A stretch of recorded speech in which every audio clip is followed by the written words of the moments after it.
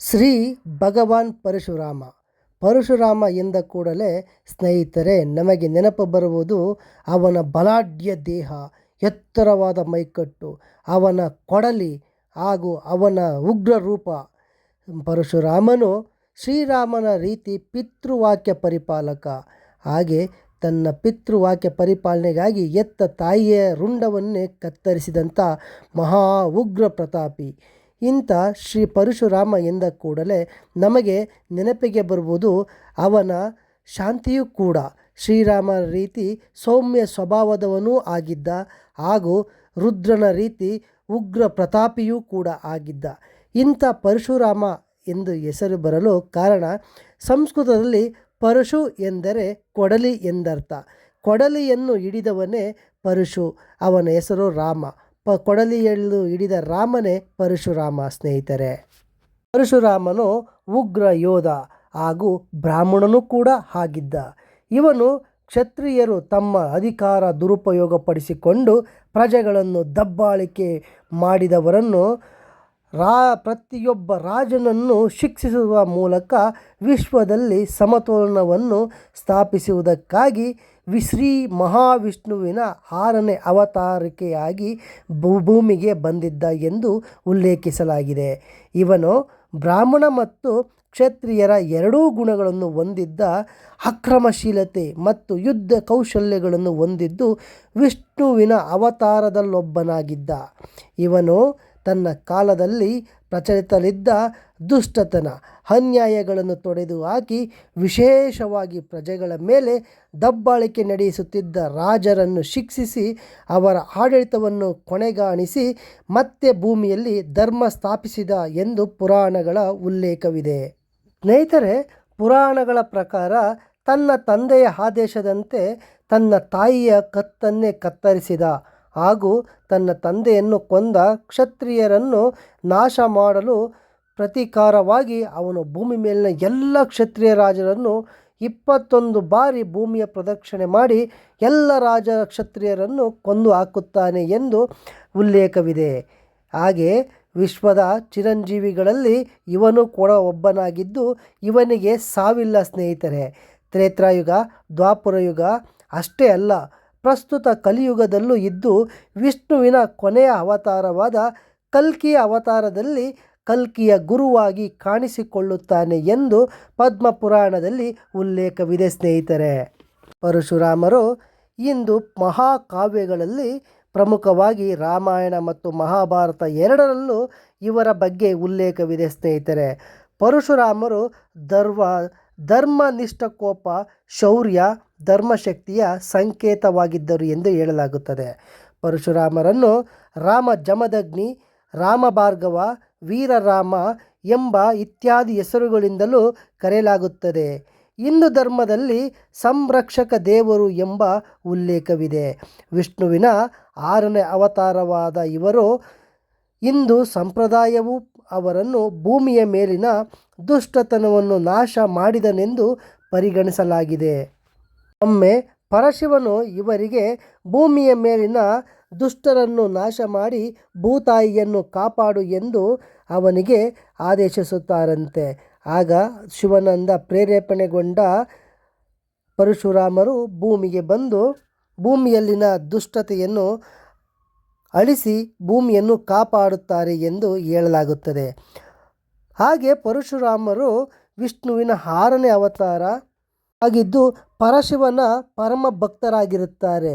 ಅವರು ಶಿವನ ಪರಮ ಭಕ್ತರಲ್ಲಿ ಒಬ್ಬರಾಗಿದ್ದು ಶಿವನ ಆದೇಶಗಳನ್ನು ಯಾವತ್ತೂ ಧಿಕ್ಕರಿಸದೆ ಅವರ ಆದೇಶಗಳನ್ನು ಪಾಲಿಸುತ್ತಿರುತ್ತಾರೆ. ಪರಶಿವನ ಆದೇಶದಂತೆ ಭೂಮಿಯಲ್ಲಿ ಆಡಳಿತ ನಡೆಸುತ್ತಿದ್ದ ರಾಜರ ಆಡಳಿತ ದುರುಪಯೋಗ, ಹಾಗೆ ದುಷ್ಟತನ, ಕಳ್ಳತನ ಇತ್ಯಾದಿಗಳು ಹೆಚ್ಚಾಗಿ ಬೇರೆಯವರ ವಸ್ತುಗಳನ್ನು, ಇತರರಿಗೆ ಸೇರಿದ ವಸ್ತುಗಳನ್ನು ಬಲವಂತವಾಗಿ ಕಿತ್ತುಕೊಳ್ಳುವುದು, ಹೀಗೆ ದಬ್ಬಾಳಿಕೆ ಪ್ರಾರಂಭಿಸಿದಾಗ ಆ ಕ್ಷತ್ರಿಯರ ನಾಶ ಮಾಡಲು ಸಲಹೆ ನೀಡಿದಾಗ ಶ್ರೀ ಪರಶುರಾಮರು 21 ಬಾರಿ ಭೂಮಿಯನ್ನು ಪ್ರದಕ್ಷಿಣೆ ಮಾಡಿ ಆ ಎಲ್ಲ ಕುತಂತ್ರಿ ರಾಜರನ್ನು ಸದೆಬಡಿದು ಭೂಮಿಯಲ್ಲಿ ಸಮತೋಲನ ತರುತ್ತಾರೆ ಎಂಬ ಉಲ್ಲೇಖವಿದೆ. ಸ್ನೇಹಿತರೆ, ಹಾಗೂ ಶ್ರೀ ಮಹಾವಿಷ್ಣುವಿನ ಪತ್ನಿಯಾದ ಮಹಾಲಕ್ಷ್ಮಿಯ ಧರಣಿಯ ಅವತಾರವನ್ನು ಇವರು ಭೂಮಿಯಲ್ಲಿ ವಿವಾಹವಾಗುತ್ತಾರೆ. ಹಾಗೆ ಇವರ ತಂದೆ ಜಮದಾಗ್ನಿ ಎಂಬ ಋಷಿಮುನಿಗಳು, ತಾಯಿ ರೇಣುಕಾ. ತಂದೆ ಬ್ರಾಹ್ಮಣರಾಗಿದ್ದರೆ ತಾಯಿ ಕ್ಷತ್ರಿಯ ಕನ್ಯಳಾಗಿರುತ್ತಾಳೆ. ಹೀಗೆ ಆಶ್ರಮದಲ್ಲಿ ಬೆಳೆದಂಥ ಪರಶುರಾಮರು ತಮ್ಮ ತಂದೆಯ ಆದೇಶದಂತೆ ತನ್ನ ಎತ್ತ ತಾಯಿಯ ಕತ್ತನ್ನೇ ತನ್ನ ಕೊಡಲಿಯಿಂದ ಕತ್ತರಿಸುತ್ತಾನೆ. ಇದು ಇತಿಹಾಸ ಆಗಿದೆ. ಹಾಗೆ ಇವನು ವಾಕ್ಯ ಪರಿಪಾಲಕನಾಗಿ ಜಗತ್ತಿಗೆ ಪರಿಚಯಿಸಿಕೊಂಡಿದ್ದಾನೆ. ಪಿತೃವಾಕ್ಯ ಪರಿಪಾಲನೆ ಮಾಡಿ ತಂದೆಯನ್ನು ತೃಪ್ತಿಪಡಿಸಿದ ಪರಶುರಾಮನು, ತಂದೆ ನಿನಗೆ ವರಗಳನ್ನು ಏನಾದರೂ ಬೇಕಿದ್ದರೆ ಕೇಳು ಎಂದಾಗ ಮತ್ತೆ ತನ್ನ ತಾಯಿಯನ್ನು ಮೊದಲಿನಂತೆ ಮಾಡು ಎಂದು ಕೇಳಿ ತನ್ನ ತಾಯಿಯ ಜೀವವನ್ನು ಕೂಡ ಉಳಿಸಿಕೊಳ್ಳುತ್ತಾನೆ. ಹೀಗೆ ಪರಾಕ್ರಮ ಹಾಗೂ ತನ್ನ ನಿಷ್ಕಲ್ಮಶ ಪ್ರೀತಿ ಹಾಗೂ ಸಮಾಧಾನಕ್ಕೆ ಇದು ಒಂದು ಹೆಸರು ಆಗಿದೆ. ಸ್ನೇಹಿತರೆ, ತ್ರೇತಾಯುಗಕ್ಕೆ ಸಂಬಂಧಪಟ್ಟಂತೆ ರಾಮಾಯಣ ಮಹಾಕಾವ್ಯದಲ್ಲಿ ಸೀತಾ ಸ್ವಯಂವರದಲ್ಲಿ ಶ್ರೀರಾಮನು ಪಿನಾಕ ಎಂಬ ದೈವಿಕ ಬಿಲ್ಲನ್ನು ಎತ್ತಿ ಮುರಿದಾಗ ಒಂದು ದೊಡ್ಡ ಭಯಂಕರ ಶಬ್ದ ಕೇಳಿಸುತ್ತದೆ. ಆಗ ಪರಶುರಾಮನು ಆ ಬಿಲ್ಲಿಗೆ ಕಾವಲಾಗಿರುತ್ತಾನೆ. ಈ ಥರ ಬಿಲ್ಲು ಮುರಿದೋದಾಗ ಅವನು ಅಲ್ಲಿಗೆ ಬಂದು ರಾಮನೊಂದಿಗೆ ಯುದ್ಧ ಮಾಡಲು ಆಹ್ವಾನ ನೀಡುತ್ತಾನೆ. ಮೊದಲಿಗೆ ಶ್ರೀರಾಮನು ಮಹಾವಿಷ್ಣುವಿನ ಅವತಾರವೆಂದು ತಿಳಿಯದ ಪರಶುರಾಮನು ಅವನಿಗೆ ಆಹ್ವಾನ ನೀಡುತ್ತಾನೆ. ಆಗ ಕೊನೆಗೆ ಅವನು ಶ್ರೀರಾಮನು ಶ್ರೀ ಮಹಾವಿಷ್ಣುವಿನ ಅವತಾರವೇ ಎಂದು ತಿಳಿದು ತನ್ನನ್ನು ಮನ್ನಿಸು ಎಂದು ಕೇಳಿಕೊಂಡು ಅಲ್ಲಿಂದ ಹೋಗುತ್ತಾನೆ.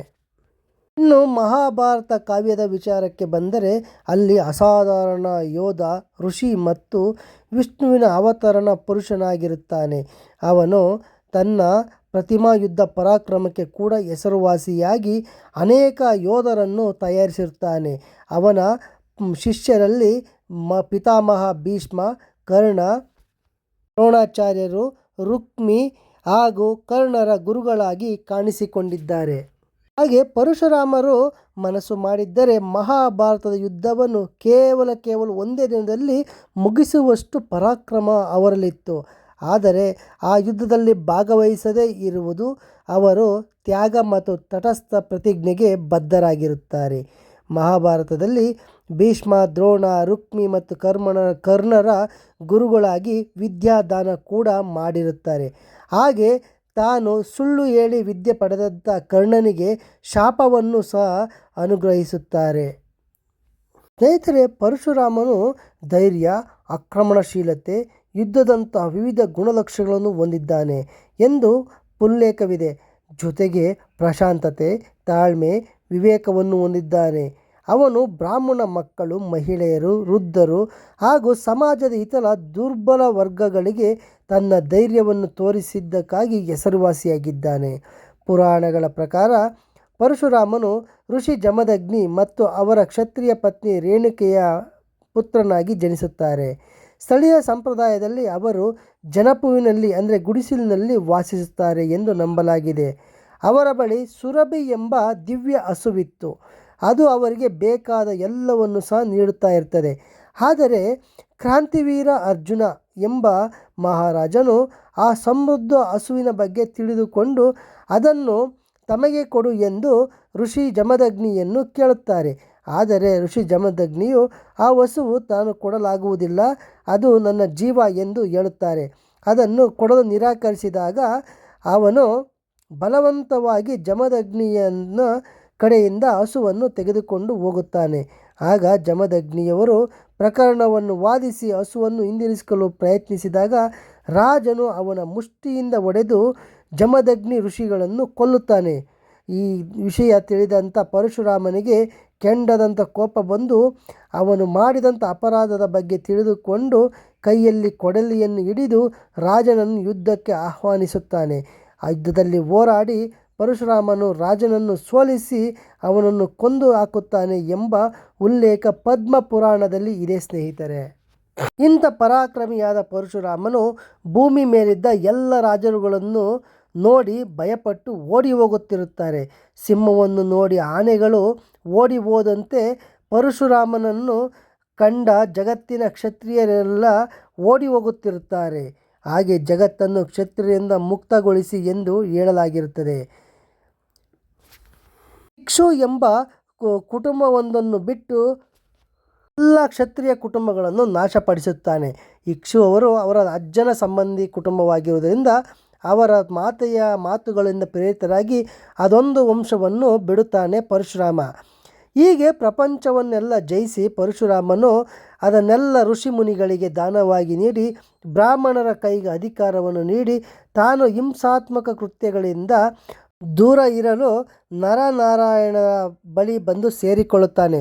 ಆಶ್ರಮದಲ್ಲಿ ವಾಸಿಸುತ್ತಾ ಜ್ಞಾನ ಕರ್ತವ್ಯಗಳೊಂದಿಗೆ ಬ್ರಾಹ್ಮಣ ವಾಮ ಮತ್ತು ಯೋಧ ಮತ್ತು ಜಾರಿ ಪಾತ್ರಗಳೊಂದಿಗೆ ಕ್ಷತ್ರಿಯ ವರ್ಗದ ನಡುವಿನ ಪ್ರಾಚೀನ ಸಂಘರ್ಷದಲ್ಲಿ ಬೇರುಗಳನ್ನು ಹೊಂದಿರಬಹುದು ಎಂದು ಹೇಳಲಾಗಿದೆ.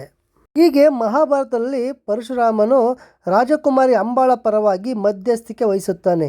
ತನ್ನ ಶಿಷ್ಯ ಭೀಷ್ಮನಿಂದ ತನ್ನ ಕರ್ತವ್ಯ ಮಾಡಲು ಮತ್ತು ಅವಳ ಅಪಹರಣದ ನಂತರ ಅವಳನ್ನು ಮದುವೆಯಾಗಲು ಆಜ್ಞಾಪಿಸುವುದಾಗಿ ಭರವಸೆಯನ್ನು ನೀಡಿರುತ್ತಾರೆ. ಪರಶುರಾಮನು ತನ್ನ ಪರಿವಾರದೊಂದಿಗೆ ಕುರುಕ್ಷೇತ್ರಕ್ಕೆ ಬಂದಾಗ ಭೀಷ್ಮಗೆ ತನ್ನ ಆಗಮನದ ಬಗ್ಗೆ ತಿಳಿಸಲು ಸಂದೇಶವನ್ನು ಕಳಿಸುತ್ತಾನೆ. ಭೀಷ್ಮ ತನ್ನ ಗುರು ನೋಡಲು ಬರುತ್ತಾನೆ. ಅವನಿಗೆ ಸಾಂಪ್ರದಾಯಿಕ ಗೌರವವನ್ನು ನೀಡುತ್ತಾನೆ. ಪರಶುರಾಮ ಭೀಷ್ಮನಲ್ಲಿ ಅಂಬಾಳನ್ನು ತನ್ನ ಹೆಂಡತಿಯಾಗಿ ಸ್ವೀಕರಿಸಲು ಆಜ್ಞಾಪಿಸುತ್ತಾನೆ.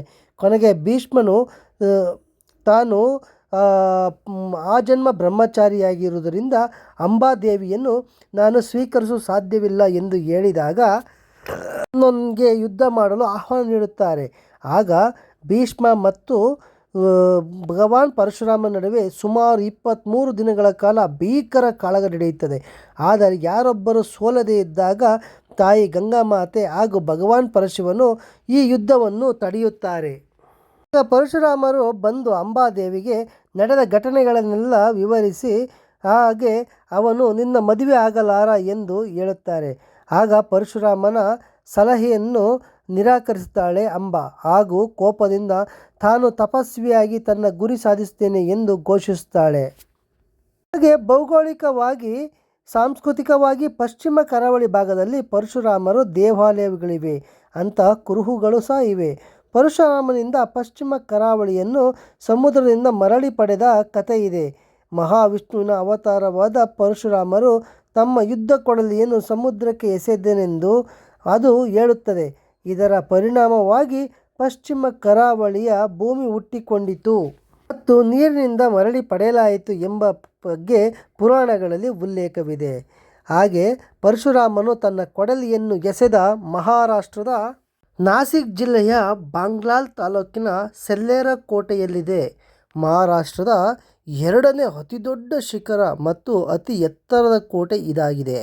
ಈ ಕೋಟೆಯ ಶಿಖರದಲ್ಲಿ ಪರಶುರಾಮನಿಗೆ ಅರ್ಪಿತವಾದ ಒಂದು ಸುಂದರ ದೇವಾಲಯವಿದೆ ಮತ್ತು ಸಾಮಾನ್ಯ ಮನುಷ್ಯರಿಗಿಂತ 4 ಪಟ್ಟು ಗಾತ್ರದ ಬಂಡೆಯಲ್ಲಿ ನಿಜ್ಜೆ ಗುರುತುಗಳಿವೆ. ಪ್ರಸ್ಥಭೂಮಿಯಲ್ಲಿ ಈ ಕೋಟೆಯಲ್ಲಿ ಪರಶುರಾಮನ ತಾಯಿ ರೇಣುಕಾದೇವಿಯ ದೇವಾಲಯವೂ ಕೂಡ ಇದೆ ಮತ್ತು ದೊಡ್ಡ ನೀರಿನ ತೊಟ್ಟಿಯಲ್ಲಿ ದಡದಲ್ಲಿ ಶಾಮಿಯಾನಗಳನ್ನು ನಿರ್ಮಿಸಲು ಕಂಬಗಳಿಗೆ ಕಟ್ಟಲು ಹೊಂಡಗಳು ಇವೆ ಎಂದು ಹೇಳಲಾಗಿದೆ. ಹಾಗೆ ಕೊಂಕಣದ ಭಾಗವಾಗಿರುವ ಇಂದಿನ ಗೋವಾದಲ್ಲಿ ದಕ್ಷಿಣ ಗೋವಾ ಜಿಲ್ಲೆಯ ಕ್ಯಾನಿಕೋನಲ್ಲಿ ಪರಶುರಾಮನಿಗೆ ಸಮರ್ಪಿತವಾದ ದೇವಾಲಯವೂ ಕೂಡ ಇದೆ. ಶಾಸ್ತ್ರಗಳ ಪ್ರಕಾರ ಪರಶುರಾಮನು ಸಾಮಾನ್ಯವಾಗಿ ರೇಣುಕಾದೇವಿ ಹಾಗೂ ಋಷಿ ಜಮದಗ್ನಿಯ 5ನೇ ಮಗನಾಗಿ ಹುಟ್ಟುತ್ತಾನೆ ಎಂದು ಹೇಳಲಾಗಿದೆ.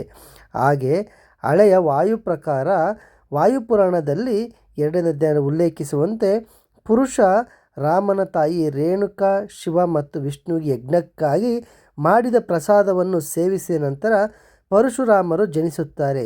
ಇದರಿಂದ ಅವರಿಗೆ ಕ್ಷತ್ರಿಯ ಮತ್ತು ಬ್ರಾಹ್ಮಣ ಎರಡೂ ಗುಣಗಳು ಬಂದಿರುತ್ತವೆ ಎಂದು ಹೇಳಲಾಗಿದೆ. ಹಾಗೆ ಗೋಕರ್ಣದಿಂದ ಕನ್ಯಾಕುಮಾರಿವರೆಗಿನ ಭಾರತದ ಪಶ್ಚಿಮ ಕರಾವಳಿ ಪ್ರದೇಶವನ್ನು ಪರಶುರಾಮ ಕ್ಷೇತ್ರ ಎಂದು ಕರೆಯಲಾಗುತ್ತದೆ. ಪರಿಶ್ರಮ ಕ್ಷೇತ್ರದಿಂದ ಕರೆಯಲಾಗುತ್ತದೆ ಎಂದು ಹೇಳಲಾಗಿದೆ. ಇಂಥ ಪರಶುರಾಮರು ಒಮ್ಮೆ ಮಹಾದೇವನ ಮಹಾನ್ ಭಕ್ತರಾಗಿದ್ದ ಇವರು ಕೈಲಾಸಕ್ಕೆ ಪರಶಿವನನ್ನು ನೋಡಲು ಬರುವಾಗ ಅಡ್ಡ ದಾರಿಯಲ್ಲಿ ಗಣೇಶನು ಅವರನ್ನು ಒಳಗೆ ಹೋಗಲು ಅನುಮತಿಯನ್ನು ಕೊಡುವುದಿಲ್ಲ. ಆಗ ಕೋಪಗೊಂಡಂಥ ಅವರು ಯುದ್ಧಕ್ಕೆ ಆಹ್ವಾನಿಸುತ್ತಾರೆ. ಆಗ ಗಣಪತಿಯೊಂದಿಗೆ ಪರಶುರಾಮರು ಭೀಕರ ಕಾಳಗ ನಡೆಯುತ್ತದೆ.